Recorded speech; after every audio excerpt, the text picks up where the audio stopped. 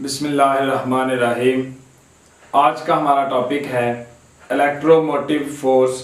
या इसको हम सिंपली ईएमएफ भी कहते हैं। इलेक्ट्रोमोटिव फोर्स बेसिकली क्या है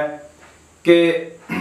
ये वो एनर्जी है जो हम सप्लाई करते हैं किसी यूनिट चार्ज को, जब इसको हमने मूव करवाना होता है बैटरी के एक टर्मिनल से दूसरे टर्मिनल तक, या आप कह सकते हैं बैटरी के अंदर ही एक इलेक्ट्रोड से दूसरे इलेक्ट्रोड तक। अब यूनिट चार्ज को एक टर्मिनल से दूसरे टर्मिनल तक मूव करवाने के लिए जितनी एनर्जी हम, या आप कह सकते हैं एनर्जी ट्रांसफर करते हैं, तो उसको हम बोलते हैं इलेक्ट्रोमोटिव फोर्स। या इसको सिंपल आप ऐसे डिफाइन कर सकते हैं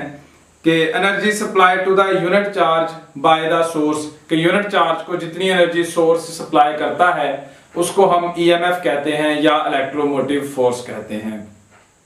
अगर इसको मजीद एक्सप्लेन करने से पहले देखें, जरा कंसीडर कर लें कि आपके पास एक बैटरी जो है वो कनेक्टेड है सीरीज में एक रेजिस्टेंस R के साथ, लोड R के साथ। अब इसके अंदर ईएमएफ कितनी होगी कि अगर डेल्टा Q चार्ज जो है उसको आप मूव करवा रहे हो, चार्ज डेल्टा Q जो है वो मूव कर रहा है किसी क्रॉस सेक्शनल एरिया से, और डेल्टा W उसके ऊपर एनर्जी सप्लाई हो रही है। इसको अगर हम एनर्जी दें डेल्टा W, ये है हमारे पास एनर्जी, और डेल्टा Q हमारे पास चार्ज है। In time delta T time में जितनी एनर्जी लग रही है इस डेल्टा Q चार्ज को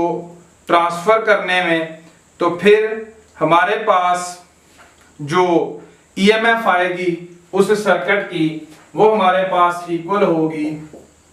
ई से उसको हम डिनोट करते हैं ईएमएफ को, तो वो हमारे पास इक्वल होगी एनर्जी सप्लाइड ओवर चार्ज। अब यहां पे अगर हम एनर्जी और चार्ज की वैल्यू पुट करें तो जो E हमारे पास आता है वो delta W over delta Q,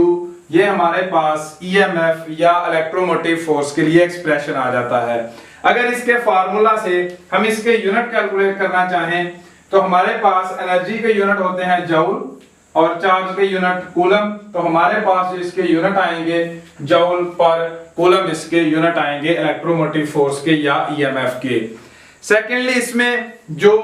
अगली टर्म है डिफाइन करने के लिए, वो है हमारे पास इंटरनल रेजिस्टेंस। इंटरनल रेजिस्टेंस हमारे पास क्या होगी, विद इन द सोर्स या बैटरी के अंदर एक इलेक्ट्रोड और दूसरे इलेक्ट्रोड के दरमियान जो हमारे पास इलेक्ट्रोलाइट प्रेजेंट है, वो जितनी रेजिस्टेंस ऑफर करता है उस चार्ज को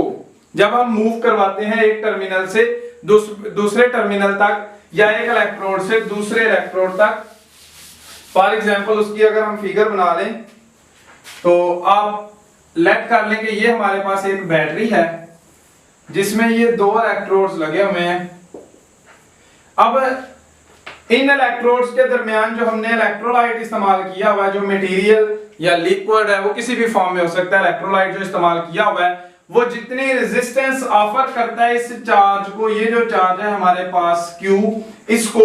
एक टर्मिनल से, या आप इसको कह सकते हो नेगेटिव टर्मिनल से पॉजिटिव टर्मिनल तक मूव करवाते हुए ये वाला जो इलेक्ट्रोलाइट है जितनी रेजिस्टेंस ऑफर करता है उसको हम बोलते हैं उसकी इंटरनल रेजिस्टेंस। सेकेंडली हमारे पास नेक्स्ट जो इसमें टर्म डिफाइन करने के लिए है वो है टर्मिनल पोटेंशियल डिफरेंस। तो टर्मिनल पोटेंशियल डिफरेंस अगर इसके आप नाम से ही देखें तो इसके नाम से ही पता चल रहा है कि ये दो टर्मिनल्स के दरमियान पोटेंशियल डिफरेंस होगा। तो टर्मिनल पोटेंशियल डिफरेंस को हम कुछ इस तरह से डिफाइन करते हैं कि potential difference between two terminals of a battery is called terminal potential difference. Next अगर आप कंसीडर करें कि हमारे पास एक जो बैटरी है उसकी ईएमएफ E है और उसकी इंटरनल रेजिस्टेंस R है, अगर उसके अक्रॉस आप पोटेंशियल डिफरेंस V अप्लाई करो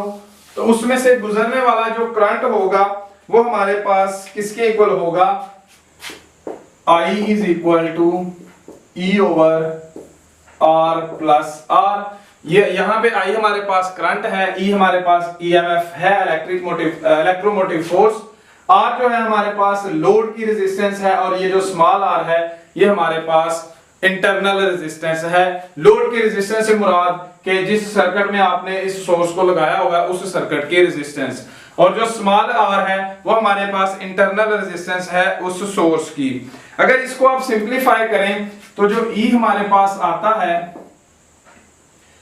वो आता है IR प्लस IR। अब ये जो IR है हमें पता है कि ओहम्स लॉ के according V is equal to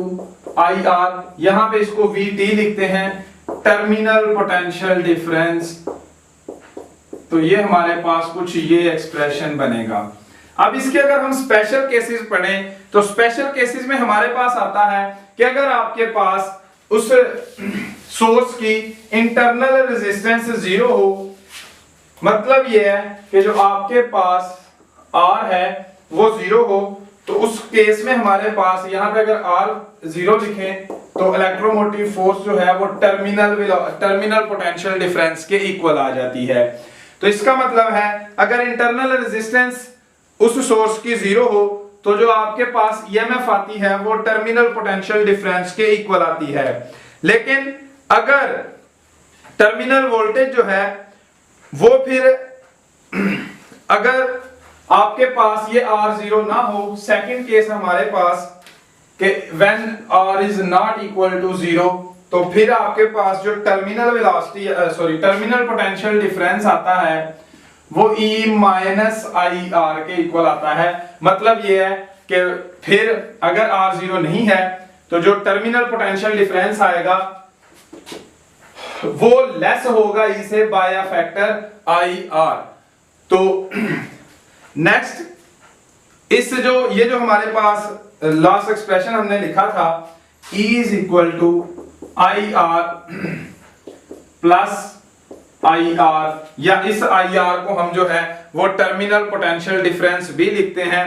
तो यहाँ पे इसको देख लें जरा, इस एक्सप्रेशन में E हमारे पास EMF है, IR जो है वो टर्मिनल पोटेंशियल डिफरेंस है, I इसमें से गुजरने वाला करंट है, R जो है वो जिस सर्किट में हमने सोर्स को लगाया हुआ है या बैटरी को लगाया हुआ है उस सर्किट की रेजिस्टेंस है, ये वाला I हमारे पास सेम वही करंट है, और ये जो स्मॉल r है ये हमारे पास उस सोर्स की या उस बैटरी की इंटरनल रेजिस्टेंस है। यहां तक जी